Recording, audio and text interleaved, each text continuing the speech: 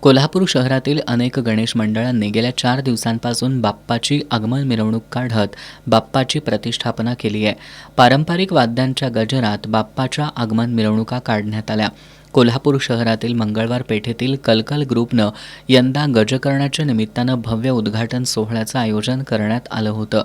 हा उद्घाटन सोहळा रविवारी काँग्रेसचे शहराध्यक्ष सचिन चव्हाण आणि उद्धव बाळासाहेब ठाकरे शिवसेना पक्षाचे जिल्हाप्रमुख रविकिरण इंगवले यांच्या हस्ते संपन्न झाला. या सोहळ्यातील मुख्य आकर्षण म्हणजे कलकल ग्रुपची अद्वितीय गणेश मूर्ती होती.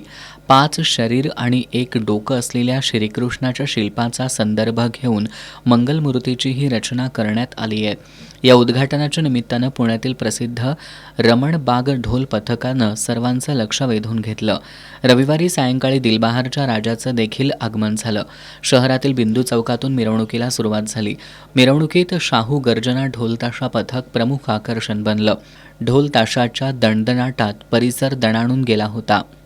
अशा उत्साही वातावरणात दिलबहारच्या राजाचं आगमन झालं. आगमन मिरवणुकीत मंडळाचे अध्यक्ष उपाध्यक्ष तसंच कार्यकर्ते मोठ्या संख्येनं सहभागी झाले होते.